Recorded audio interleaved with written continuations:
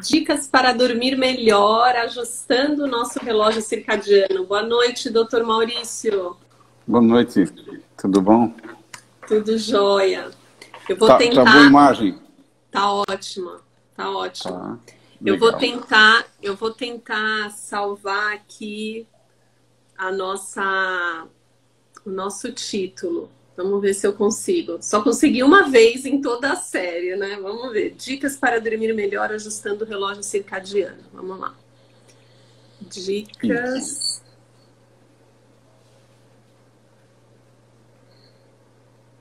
Dicas para dormir melhor ajustando o relógio circadiano. Vamos lá.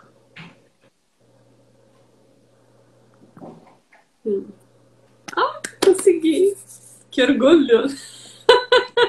Legal. Se tem uma coisa que a gente aprende nessa pandemia é se virar com essa coisa toda eletrônica, digital e, né, novidade para todo mundo. Doutor Maurício, o senhor aqui é de casa, porque sou a novata e o senhor é o precursor, fundador da medicina de sono dentro da APM. Então é uma honra estar tentando fazer jus a tudo que o senhor fez esses anos todos e recebê-lo, não porque o senhor já é daqui, mas assim, agradecer a disponibilidade de participar dessa live. Obrigada. Que isso, eu estou super contente de estar com vocês. E a gente está sempre aprendendo, né? Nas outras lives da PM foram muito boas. Sempre a gente tem que ter humildade e ir aprendendo. É bem bacana a gente ter essa troca de informação entre todas as pessoas que trabalham na PM. Muito bom.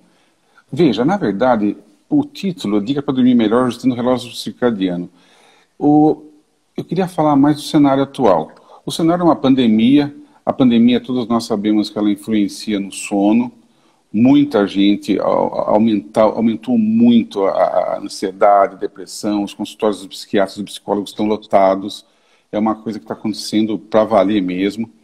E a gente, como você, também eu, muita gente tem filho adolescente, pode ser adolescente vendo a gente também. O adolescente é uma faixa etária que a gente se preocupa bastante, é claro, tem os idosos, tem meia idade, os idosos poderiam até falar mais deles, mas o adolescente, desde 93, os trabalhos lá do Mena Barreto já falavam em atraso de fase no adolescente. O adolescente é uma fase especial e é uma fase que está muito sujeita hoje em dia a alterações do sono, como já sempre esteve. Agora, na pandemia, parece que isso tem aumentado e os trabalhos estão mostrando isso. Principalmente coincidiu a pandemia com o aumento das mídias. Muita gente tem as mídias em casa, então tem muito celular, tem muito tablet, tem muito computador, e essas coisas, elas entram no nosso dia a dia, atrapalhando o sono de várias formas. Principalmente o adolescente que usa muito a luz noturna, houve uma troca, na verdade, não só adolescente, mas todos nós, pela luz natural em relação à luz artificial. Durante a pandemia, tem muitos trabalhos que estão citando isso, que o humano está mais submetido à luz artificial à noite, está dormindo mais tarde, e está submetendo-se menos à luz natural, pela manhã principalmente. Então está tendo uma troca da luz natural pela artificial. Isso é muito importante, porque a luz natural, a céu aberto, outdoors, tem 100 mil lux, é muita luz. E dentro de casa a gente tem 10 mil lux à noite, mas se você tiver uma fonte muito brilhante, pode ser exposto a muitos lux à noite também. Isso pode atrapalhar. Melatonina, a gente vai falar um pouquinho disso com vocês. Tem o problema dos jogos. Muitos adolescentes, eles têm a tendência a estar ligados na mídia em jogos, eles jogam um com o outro, às vezes até de madrugada à noite, eles já vinham fazendo isso e parece que piorou agora na pandemia. Existe uma excitabilidade, porque são competitivos esses jogos, eles gritam às vezes, eles ficam absolutamente adrenalizados à noite. absolutamente péssimo para o sono. A luz emitida é muitas vezes alta, porque eles usam grandes fontes de luz, de lux à noite, atrapalha bastante. É uma fase difícil para eles também, porque é uma fase que eles perderam a socialização, diminuiu muito a socialização. Então aquele contato na escola, com os amiguinhos e tudo, mudou muito isso atrapalhou bastante.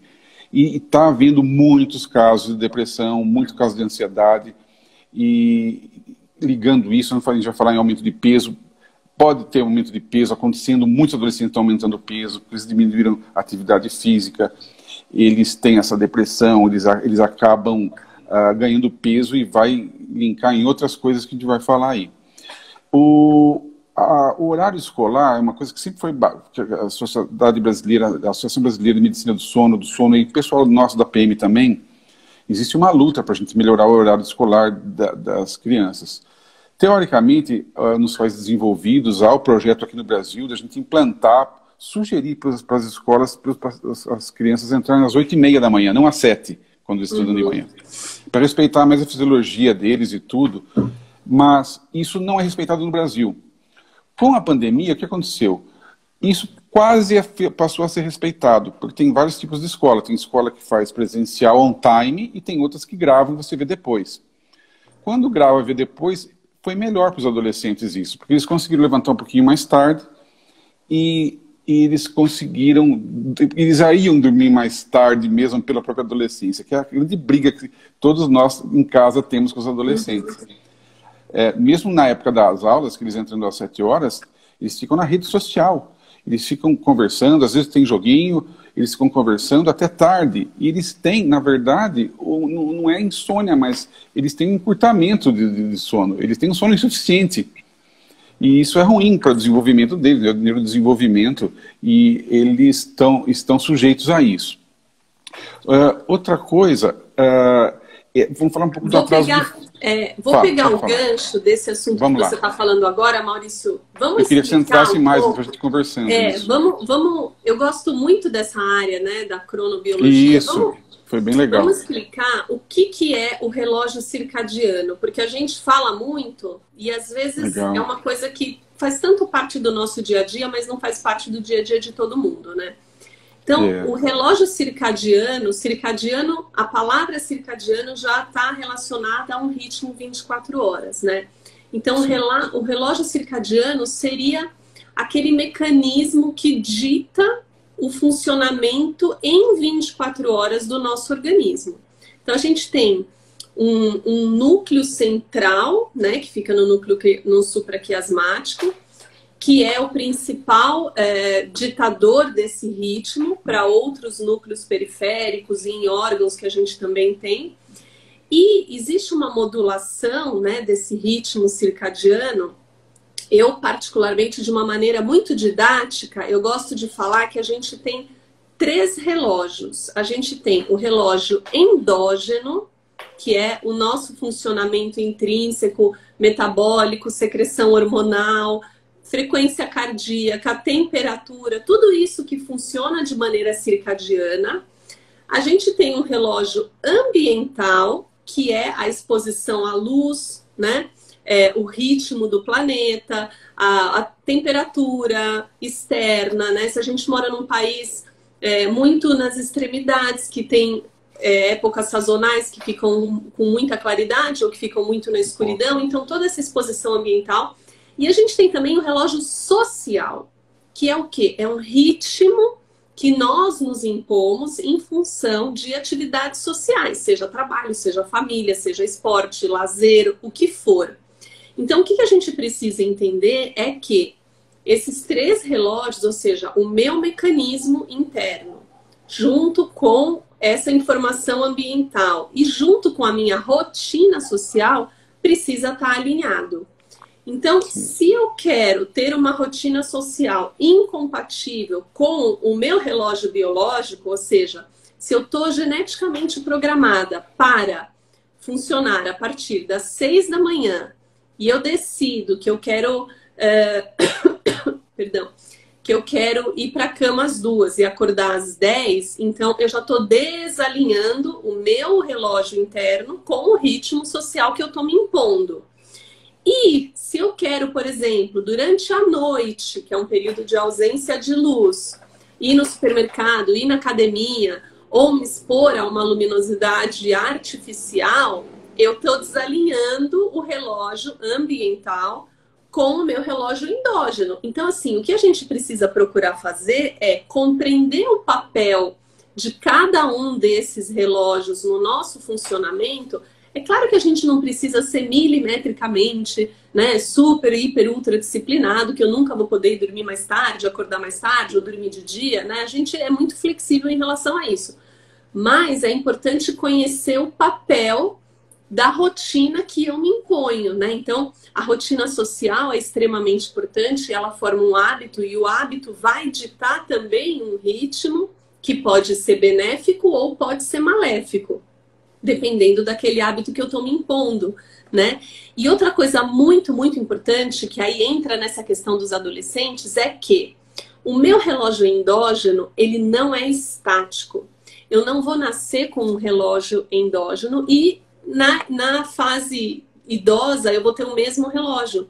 Isso quer dizer o quê? Que o meu organismo, ao longo do tempo, vai sofrendo mudanças metabólicas, e isso faz com que a dinâmica da minha circuitaria vá mudando ao longo do tempo. Então, ajustar o relógio circadiano não é assim, ótimo, ajustei o meu relógio circadiano, agora vai ser assim para sempre. Não. Na mulher é muito mais complexo. Por quê? Porque tem gestação, tem amamentação, tem perimenopausa, tem menopausa, tem vai e vem hormonal. Então, assim, cada fase da vida da mulher, o relógio sofre mínimos ajustes que a gente precisa se adaptar.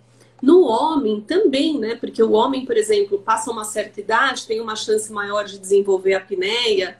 Então, por quê? Por conta de uma conformação toda diferente de gordura, musculatura. Então, tudo isso é metabólico que a gente vai sofrendo ao longo do tempo e que a gente vai tendo que ajustar a nossa rotina àquilo.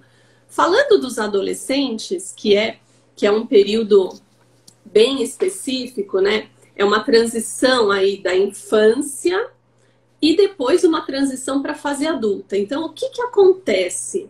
Acontece que o relógio endógeno deles atrasa.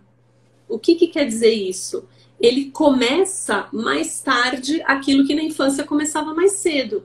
Então ele vai ter sono mais tarde, né? Todo o organismo dele, a temperatura central vai diminuir mais tarde, a frequência vai diminuir mais tarde. Ele vai, além do atraso, né, Maurício? Ele vai ter um aumento do tempo total de sono, né? Ele fica com ele aumenta a necessidade de sono num período atrasado. Isso é comum. E daí vem toda aquela questão da demanda de horários escolares um pouco mais adaptados a essa rotina do adolescente. Porque aí o que a escola faz? É uma beleza, né?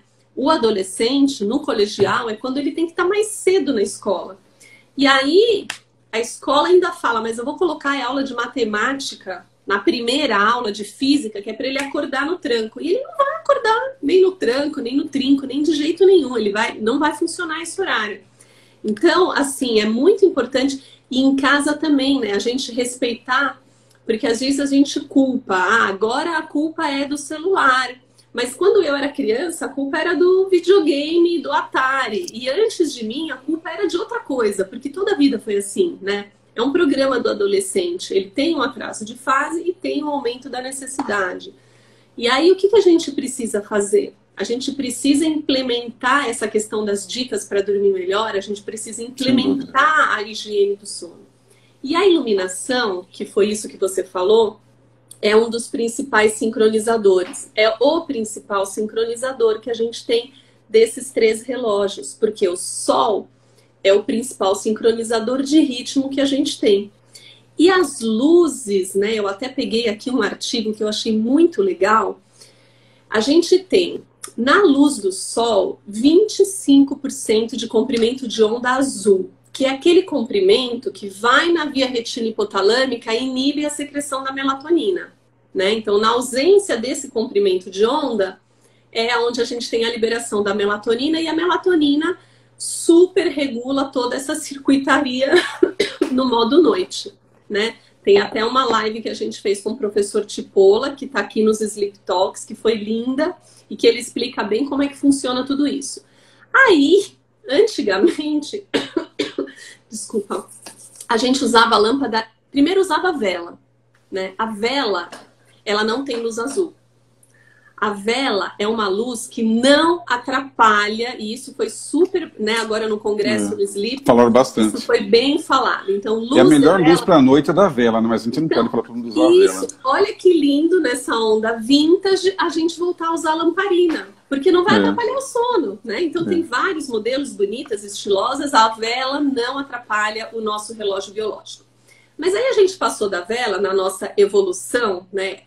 A humanidade evolui atrapalhando o próprio mecanismo, né, de sono dela. Então, em termos de medicina do sono, seria uma involução. Mas, enfim, a humanidade foi evoluindo e a gente passou para as lâmpadas fluorescentes. A lâmpada fluorescente, ela tem 15% de comprimento de onda azul. Então, olha só. Na luz do sol, eu tenho 25% desse comprimento de onda azul. A incandescente, desculpa, tem 5%, que é aquela amarelinha, aquela lâmpada redondinha que tem na casa, né, na casa antigamente. Aí o que aconteceu?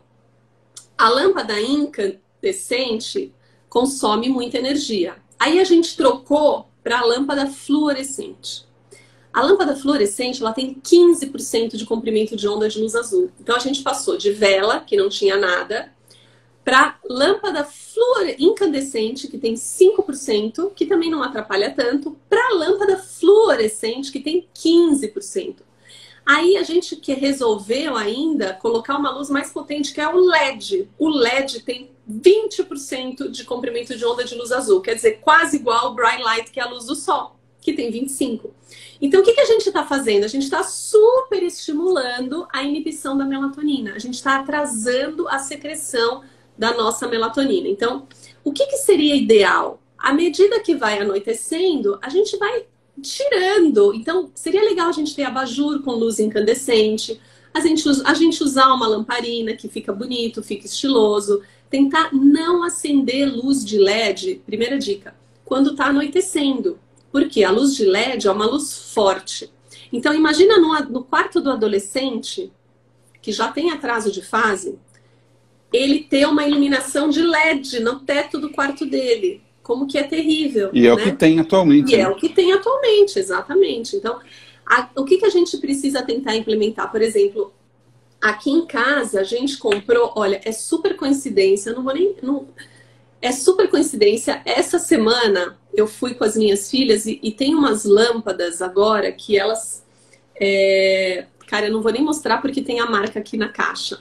Mas elas têm um fundo preto e tem pequenos flashes coloridos, como se fosse uma lâmpada fluorescente, só que ela não tem uma luz, ela não ilumina, ela simplesmente tira a escuridão.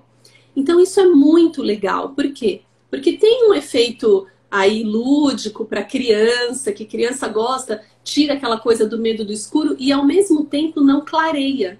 Né? Então, é importante a gente ter consciência que na hora que está anoitecendo do lado de fora, tem que anoitecer do lado de dentro. Não adianta escurecer lá fora e a gente clarear a nossa casa. Independente se é criança, se é adolescente e tudo isso. Agora, para os adolescentes, o que eu acho muito legal é a gente usar bloqueador. E isso não é só para adolescente. Agora, na pandemia, a gente vê que as crianças estão muito expostas à tela, né? Porque elas têm homeschooling, elas têm aula online, elas têm que fazer atividade, elas têm a lição de casa. Embora tenha um lado bom, eles estão desenvolvendo uma habilidade, né, tecnológica de mexer em mídia social, em rede. Minha filha de 7 anos sabe passar e-mail, sabe tirar uma foto, imprimir, coisa que ela não sabia. Então, assim, ela em algum aspecto evoluiu. Mas ela está super exposta às telas. Então, o que é legal? A gente tentar bloquear essa luz azul, principalmente no período da tarde. Né? Porque se por um lado elas estão em ambientes fechados, por outro lado, elas precisam seguir aquela rotina de luminosidade. Para quê? Para a gente não achatar o ritmo biológico. já que a gente não está tendo atividade, que é outro grande sincronizador, né? Luz, alimentação e atividade são sincronizadores ambientais. Já que a atividade está um pouco achatado, a gente não pode achatar a luz também, né? Então é importante manter isso. Então outra coisa legal é a gente procurar bloquear a intensidade da luz azul que está chegando nas crianças e principalmente nos adolescentes.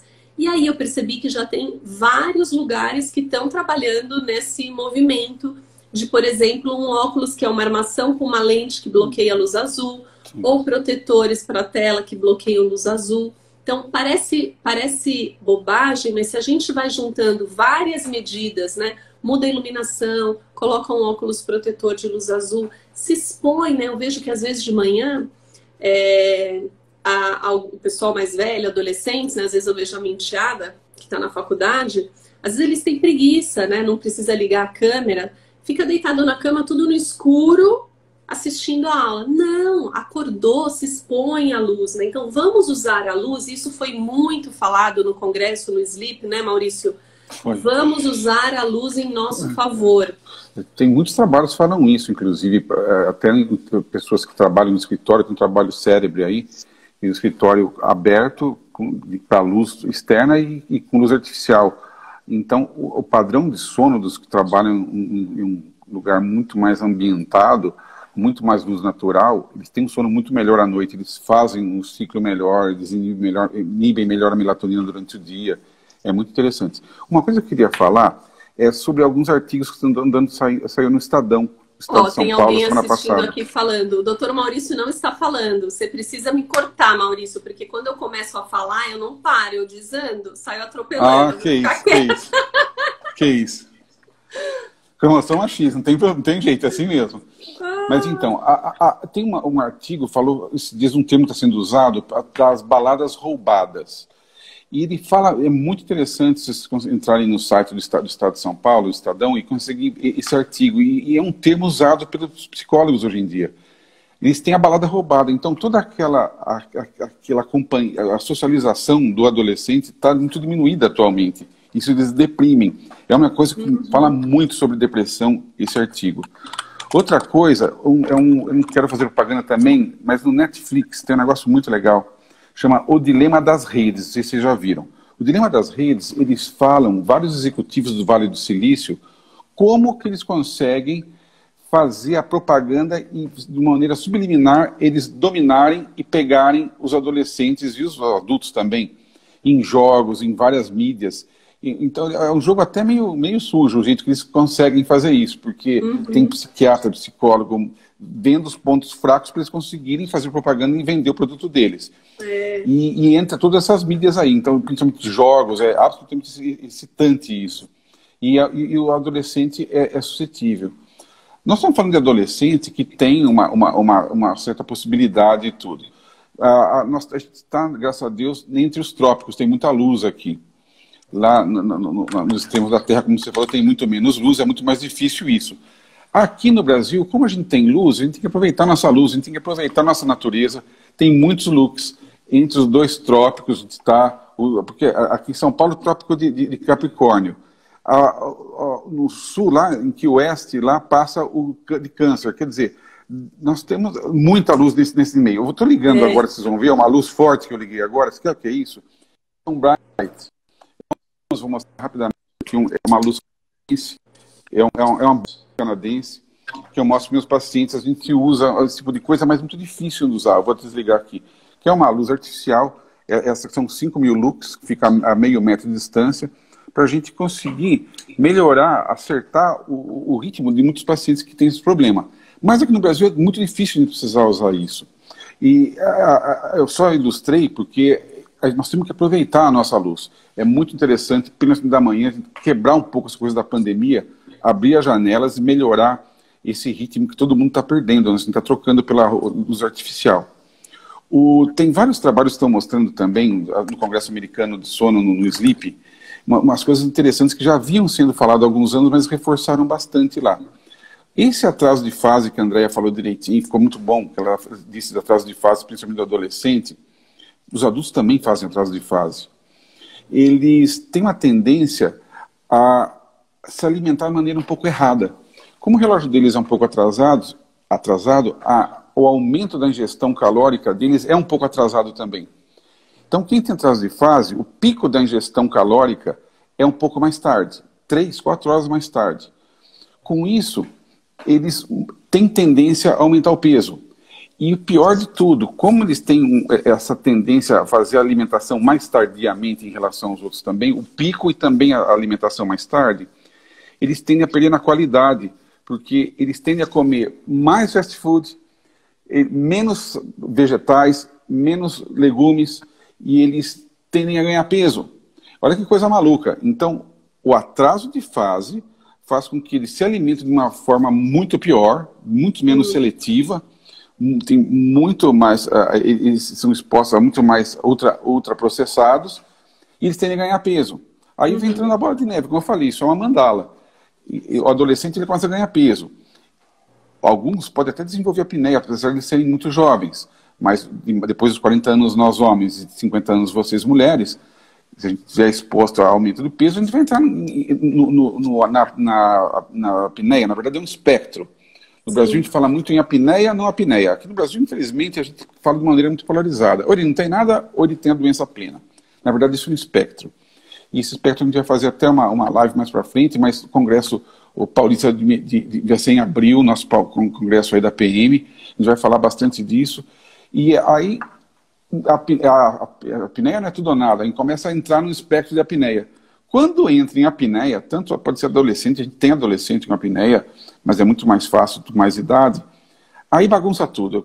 Aí a apneia é uma bomba em tudo quanto é relógio biológico, em toda nossa imunidade, mexe na parte metabólica, aumenta a resistência insulínica, aí reforça, faz um looping e a gente acaba ganhando mais peso em relação a isso, já era pesado, a gente faz um reforço, a doença se autopropaga. Aí bagunça tudo. Mas eu queria falar algumas coisas sobre o Dr. Charles Morin. Charles Morin, todo mundo que estuda essa parte, há muitos anos ele publica bastante. Ele é de Laval, lá do Canadá, de Montreal. E o que ele mostrou nesse congresso americano? É legal passar para vocês as coisas que ele mostrou primeiro uma estatística que na pandemia aumentou muito a insônia de 20% a 35% em relação... O que eles fazem? O Charles Morin tem um grupo de 1.500 pessoas monitoradas há 10 anos. Ele monitora essa população. Você sabe, Maurício, que a gente tem um trabalho no HC em parceria com ele. Legal, muito legal. Para insônia, exatamente. Ele é um dos precursores da ACT para insônia. E ele, assim, uma pessoa extremamente disponível, extremamente voltada para a ciência. Ele já veio aqui no Brasil, ele tem um congresso que já veio aqui, ele é super... E ele fala do tratamento da insônia não medicamentoso, que é a coisa mais interessante que tem. Porque esse negócio, o brasileiro está acostumado a sentir de remédio. Quando a gente fala que a gente quer tratar o paciente sem medicação, eles ficam loucos. Mas é baseado nos ensinamentos do Charles Morin, que vem lá de trás. Mas atualmente ele fala que a ansiedade aumentou de 20% a 45%, a depressão de 25% a 50%. Isso na literatura mundial. Ele achou... Nessas 1.500 pessoas monitoradas nessa pandemia, é um dado que nem está publicado ainda, mas ele mostrou no congresso, eu anotei. Então, teve um aumento da ansiedade e da depressão. Alguns grupos aumentaram 3 vezes a depressão. Os pacientes tendem a dormir mais tarde, as pessoas tendem a ter mais fadiga, o tempo de cama aumentou, mas a eficiência do sono e a qualidade do sono diminuíram. Então, na pandemia, você fala assim, eu estou dormindo mais um pouco, todo mundo está dormindo mais um pouco, mas a qualidade é comprometida. Na verdade, necessariamente melhorou. Está mais tempo na cama, né? Está mais tempo na cama porque mais tempo de cama. Biológico. E aí tem uma pergunta aqui, Maurício, do Teodoro, perguntando o seguinte: o relógio circadiano descontrolado é prejudicial para a saúde do sono ao longo prazo? Você já respondeu isso, não é em tão longo prazo, é em curto prazo. Em curto prazo. Do sono, alimenta errado, digere mal, porque não está programado o organismo aquela hora para fazer digestão. Você quer alimentos que tenham um índice calórico mais alto, para quê? Para te fornecer energia mais rápido. Muda o peso, resistência à insulina, apneia, e aí começa, risco cardiovascular. Mas é muito mais perverso ainda, como ele chama o rapaz que perguntou, é muito mais perverso ainda. Teodoro, veja Teodoro, é pior ainda.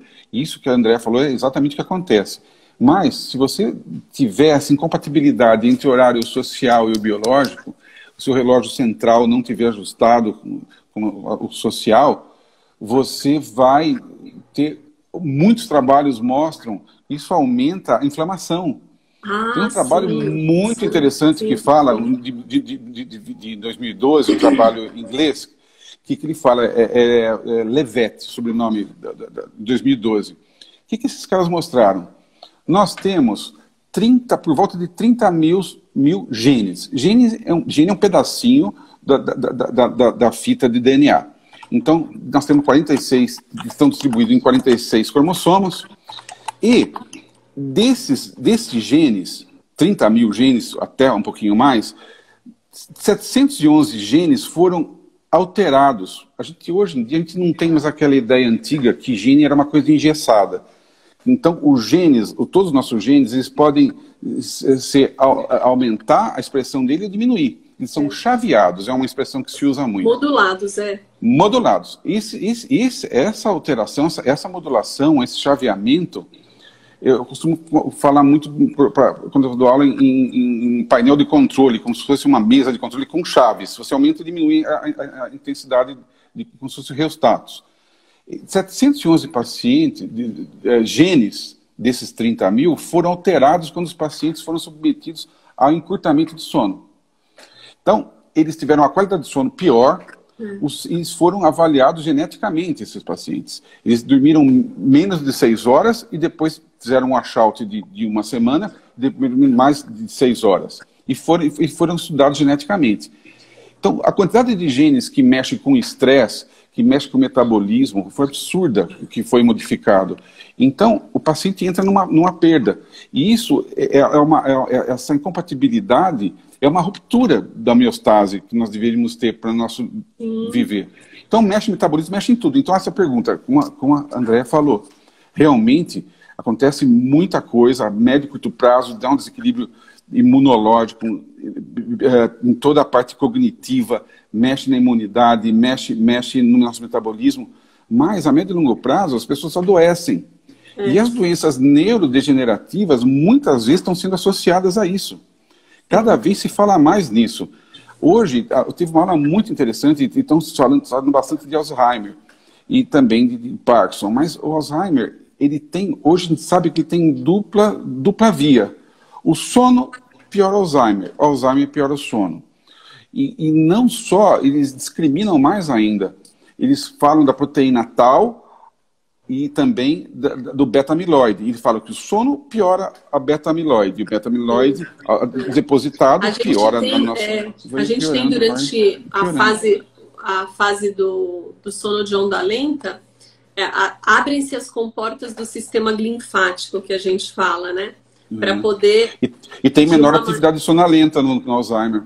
Isso, porque nessa fase do sono é quando a gente tem uma espécie de limpeza, entre aspas, de todas essas toxinas que são acumuladas ao longo do dia. Então, esse sistema é como se fosse um linfático que a gente tem só no sistema nervoso central. Então, eu acabo eliminando todas aquelas toxinas que ficam acumuladas.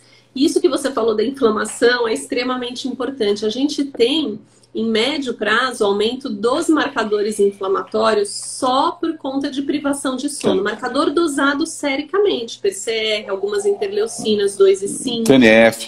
TNF também. Então, assim, isso já foi comprovado. Que quando a gente faz o reestabelecimento da rotina de sono, ele cai.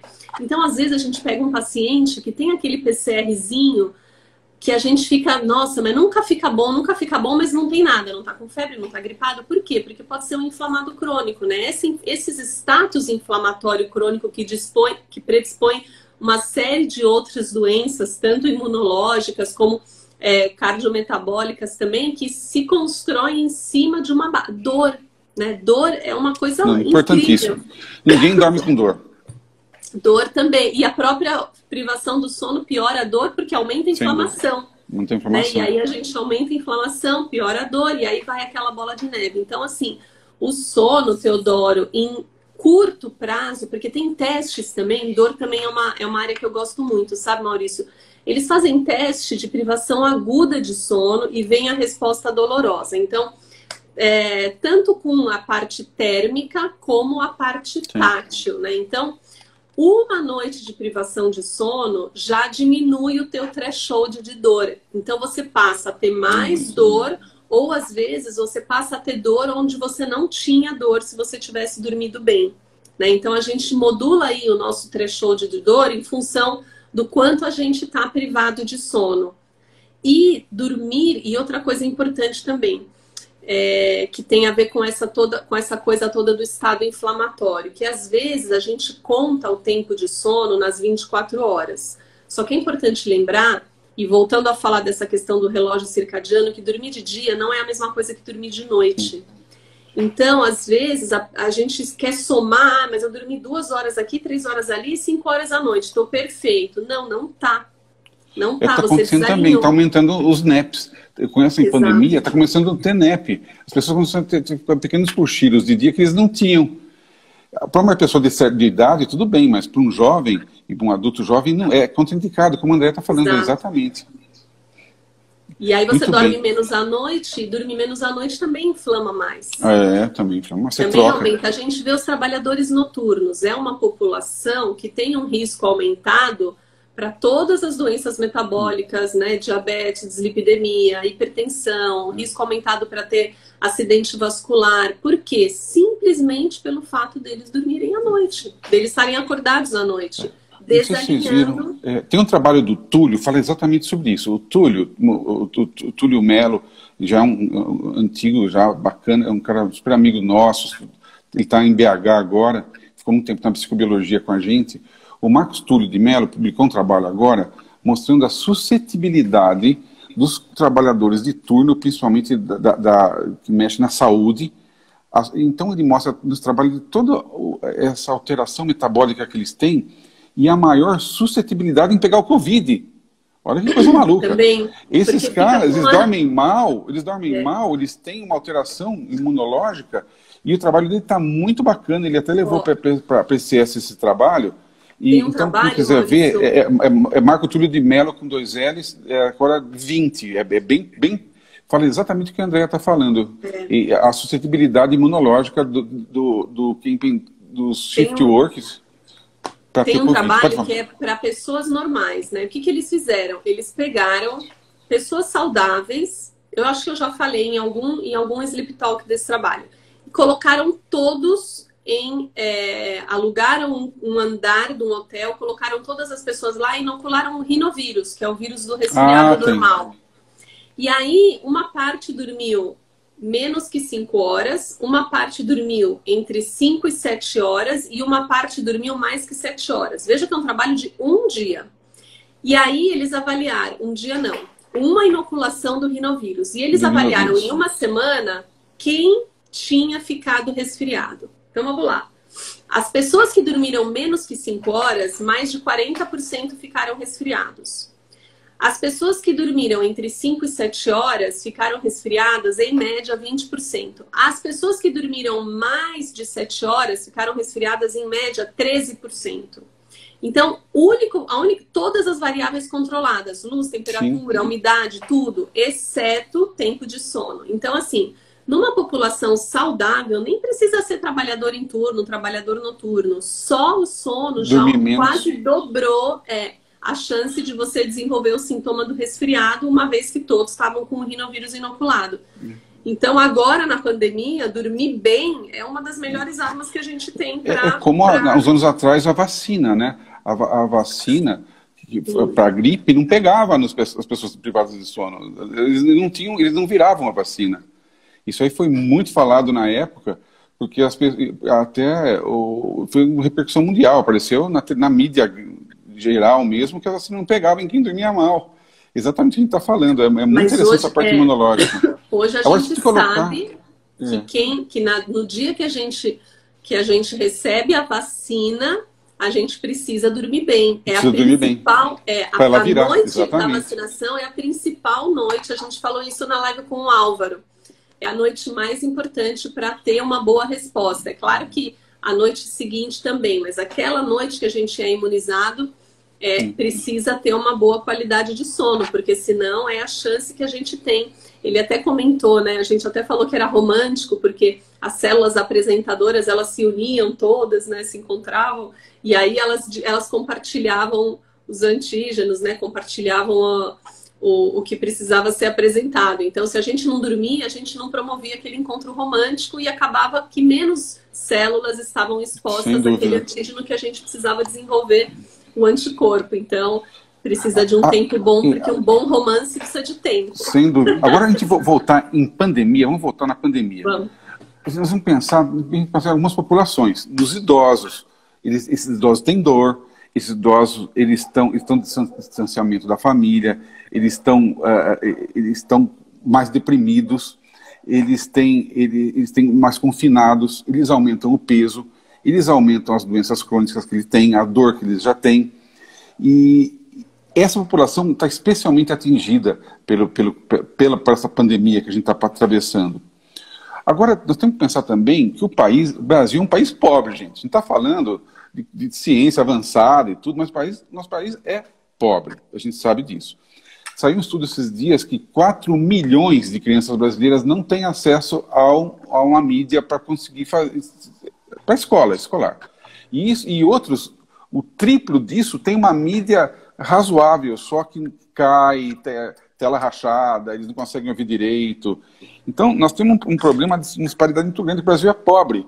Então, essas pessoas, eles moram em lugar ruim, eles têm uma ambientação muito ruim, e eles estão muito mais suscetíveis a isso. As pessoas mais humildes, até o Gonzalo Vencina, que ele fala, ele é um professor da Faculdade de Higiene, sanitarista, ele fala muito, e quando chegar na periferia, como vai ser o sono da periferia? Que já é ruim, eles têm má ambientação, eles coabitam em lugares muito pequenos, muita gente morando juntos, eles têm ruído, eles têm barulho, eles têm tudo alterado. Imagina, na pandemia, é super importante, como piorou tudo. A gente aprende, né? Eu trabalho muito com TCC lá no IPQ e a gente aprende, né, a psicoeducação, a higiene do sono. Então você fala do ambiente de sono ideal, disso, daquilo. Nossa. E aí o que a gente vê lá no nosso psicoeducacional do SUS... Eu imagino que você vê. É o quê? Não dá para você falar para a pessoa, olha, você precisa dormir num ambiente silencioso, ele dorme num quarto com mais 5 pessoas, o barulho, porque é do lado do trem, porque... Então a gente precisa adaptar todas essas recomendações que vêm, né, por exemplo, da Europa, dos Estados Unidos, a gente acaba fazendo uma adaptação para a nossa realidade. Então a nossa higiene do sono é a nossa higiene do sono, é dentro daquilo que é possível para o paciente fazer, o usuário do SUS, a gente que trabalha em serviço público, a gente vê no dia a dia que às vezes você está falando uma coisa, no começo a gente falava, a cara deles era do tipo, essa mulher tá louca. Não, assim, eu faço SUS até hoje, é deprimente. Sim, aula, mas a gente pode ajudar. SUS é duro, né? pauleira. A gente consegue orientar. É bem difícil. É difícil, mas você consegue orientar, mas precisa ser uma orientação adaptada, né? Eu não preciso falar, você precisa dormir num ambiente super silencioso. De repente a gente consegue colocar alguma coisa, tampão de ouvido, ou uma máscara improvisada, porque cada hora entra cada hora acende uma luz. A gente vai adaptando, né? Aquilo que é ideal para a nossa realidade. Tem uma campanha agora de doação, né? Quem não tem uma mídia que não está usando, doar para as crianças mais humildes que não têm acesso. A parte governamental também, não só federal, estadual e municipal, está correndo atrás disso. Está um pouco tarde, mas está correndo atrás disso. Uma coisa que eu queria falar também é o consumo de álcool. O álcool aumentou o consumo de álcool.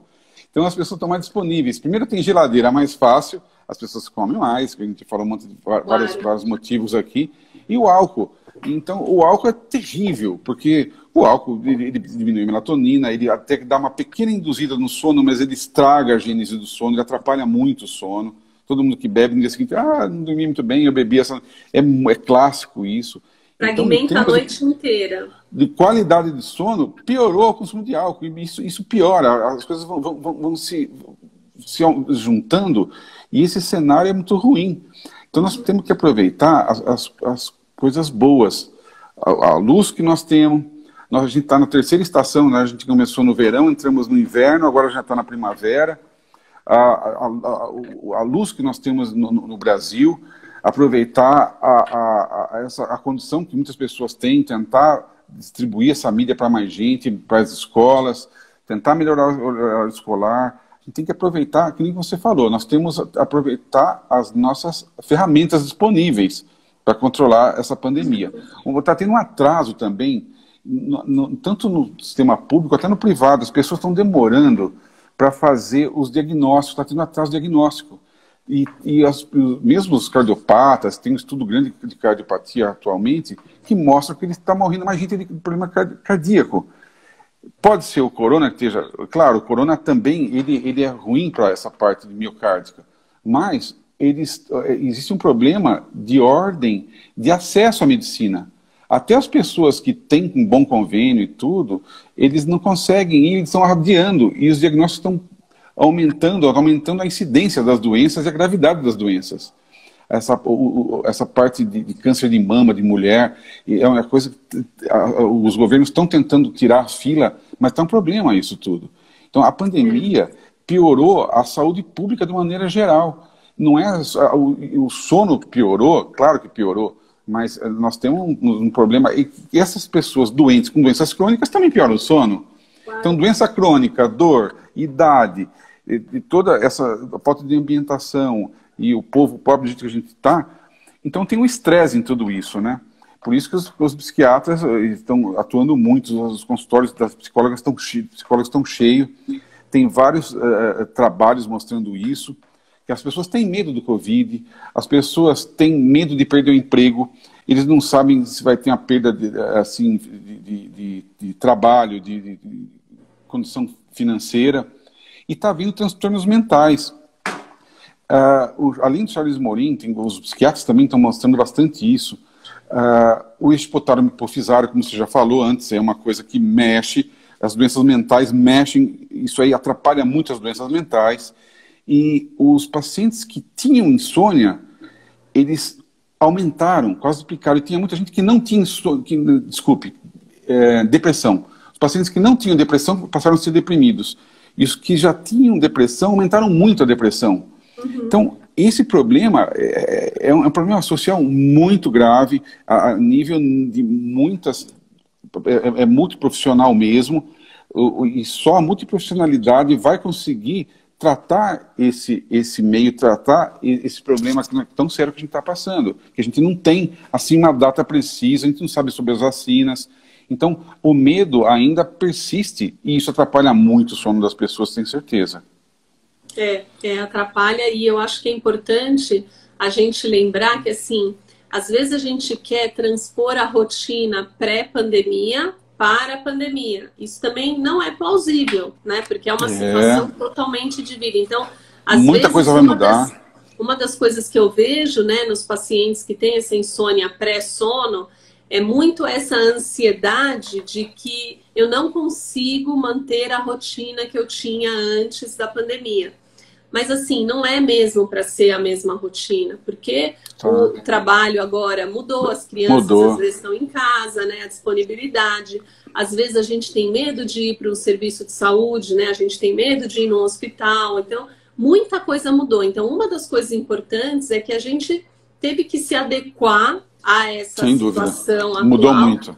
E aí, essa angústia, né, muito dessas crises ansiosas e muito paciente que piorou a depressão por conta dessa incapacidade de... É como se fosse uma autorregulação, né? Então, eu me imponho e eu não consigo cumprir a minha demanda, né? Então, isso atrapalha muito essa parte de humor e essa ansiedade antecipatória que está na insônia inicial. Sem dúvida. A ruminação, a ansiedade antecipatória. Eu queria que você falasse um pouquinho, Andréia, sobre o nosso congresso da PM, que vai ser em abril, que vai continuar sendo remoto, porque até abril nós não temos certeza o que vai acontecer. Se as vacinas realmente são boas ou não são, se vai ter efeito, então ninguém sabe. Na verdade, a gente não sabe direito quase nada sobre isso, é uma coisa muito nova. Eu queria que você falasse do nosso congresso, nossa proposta do congresso em abril, ainda ser remoto, mas eu acho que a gente vai conseguir, com esse congresso, mesmo sendo remoto, atingir uma população muito maior de colegas que mexem com medicina do sono. Eu acho que vai ser bem interessante isso. Eu queria que você falasse. A nossa proposta para o ano que vem, a gente resolveu realmente aderir ao formato online. Por quê? Porque a gente sai da incerteza, né? Na hora que a gente decide, vamos fazer um formato online, a gente já começa a montar o congresso, né? Não é híbrido, não é presencial, é online, pronto. E aí a nossa ideia é o quê? Essa questão toda do sono é uma questão que precisa ser muito difundida, principalmente na classe médica, porque assim como a gente aprende na faculdade a medir pressão, a fazer palpação, a ausculta, a gente precisa aprender a perguntar para o paciente se ele dorme bem, como é o sono dele, quanto tempo ele dorme e se ele tem algum sintoma diurno relacionado à privação de sono ou relacionado a um sono fragmentado. Então, isso precisa fazer parte da rotina médica. Então, qual é a nossa proposta?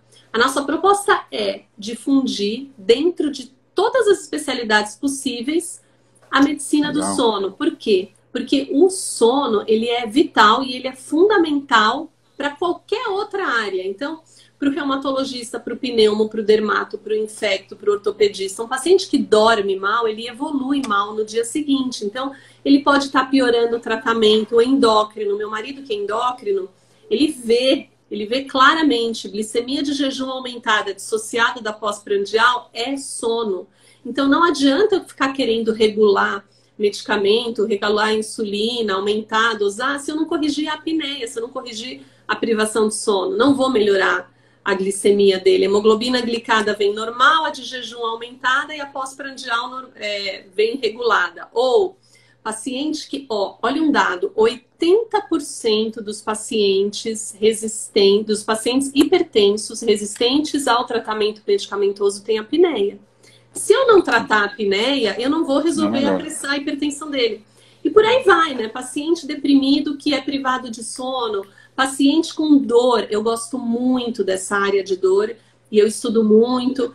E assim, eu sou muito convidada, inclusive, pelo comitê de dor aqui da PM para falar sobre dor na mulher e tudo mais. Se a gente não corrige o sono, a insônia, é muito difícil a gente conseguir melhorar a dor. Então, assim, o sono, ele atrapalha. O paciente que tem transtorno do sono, ele vai ter prejudicado vários outros segmentos. E aí ele vai no médico, no endócrino. Por quê? Porque ele acha que está diabético. Se o endócrino não pensa no sono, ele nunca vai conseguir melhorar efetivamente o paciente. O paciente tem zumbido, vai no otorrino. Se o otorrino não pensa que a privação de sono pode ter essa consequência, né? Então, assim, é importante difundir isso. Então, a nossa ideia é atingir o máximo possível de médicos nesse Congresso Paulista. Legal, e aí, também, né, a gente tem algumas novidades. Eu acho que eu vou conversar. Você também faz parte do comitê do Congresso. Eu acho que a gente vai fazer um brainstorm e pensar numa maneira bem legal de contar para todo mundo como é que vai ser esse Congresso, que vai ser cheio de novidades. E, enfim, cheio de surpresas também. Então, gente, vai ser em abril, tá? E a gente vai fazer um brainstorm, como ela falou, dos assuntos que vão ser abordados antes, mas vai ser bem bacana. A gente espera que vocês estejam com a gente lá. Vai ser um preço bem baratinho, quase de graça, né, André? Eu estou tentando, batalhando aí, para atingir mais gente. Eu tive o primeiro congresso à distância, eu fiz agora o americano de sono, que é o da PSS. Eu aproveitei muito, porque realmente eu me isolei, fiquei 4 dias isolado, e quando você perde alguma coisa, você volta, você anota. Quando tem concomitância de 3 pessoas falando ao mesmo tempo, em 3 salas, você pode voltar e ver. Então, se a gente caprichar bem nesse congresso, vai ser muito interessante, que as pessoas vão ter um rendimento muito grande de aproveitamento e a difusão de cultura. Que a gente está aqui na PM é para difundir cultura. Nós não temos interesse econômico nenhum, nada. Por isso que é uma equipe que está sempre dando risada, a gente está super bem, porque nós não mexemos com dinheiro, é muito bacana isso. A gente quer difundir a cultura do sono para todas as especialidades, para todos os colegas que puderem aproveitar esses dados. Tá? Maurício, eu vou agilizar aqui, porque a gente tem 4 minutos para ser derrubado. Então, rapidamente, vou responder 2 perguntas que a gente teve aqui. Alinhar o relógio, né, uma pergunta que aqui, como ajustar o relógio circadiano? É simplesmente pensar em alinhar a rotina social com o ambiente e a tua predisposição. A gente precisa se conhecer, né? Teve uma outra pergunta aqui. Todas as especialidades vão poder fazer o congresso? Sim, o congresso é aberto para todas as especialidades na área médica poder fazer. A ideia é que outros especialistas de outras áreas venham e tragam seus questionamentos. Ó, o meu paciente é assim, isso pode ser sono? Então, assim, a ideia é essa, é dividir com todo mundo a medicina do sono. Maurício, eu vou te agradecer. Faça suas considerações finais rapidamente. A gente tem 2 minutinhos. Tá. Bom, coragem todo mundo. Se for colega, aproveitem.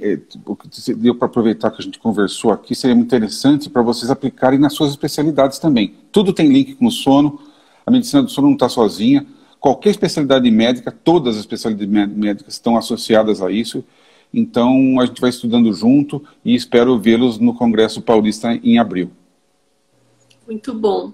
E eu também vou me despedir. Essa foi a nossa última live da série Sleep Talks, mas nós aqui da Comissão de Sono da APM já temos muitas ideias borbulhando para não deixar todo mundo carente de medicina do sono. Então, em breve teremos algumas coisas, algumas novidades. Esperamos todos no Congresso Paulista. Gostaria de agradecer todo mundo que participou. Todas as lives ficaram salvas no IGTV da APM, então todo mundo pode assistir. Aqui também tem algumas pessoas perguntando se perdeu o começo, então pode assistir. Todas as lives estão lá na íntegra. Muito obrigada a todos vocês. Obrigado, todo mundo. E muito legal. Nos vemos em breve. Até logo. Tchau, Maurício. Obrigada. Tchau, tchau. Tudo de bom. Tchau, tchau.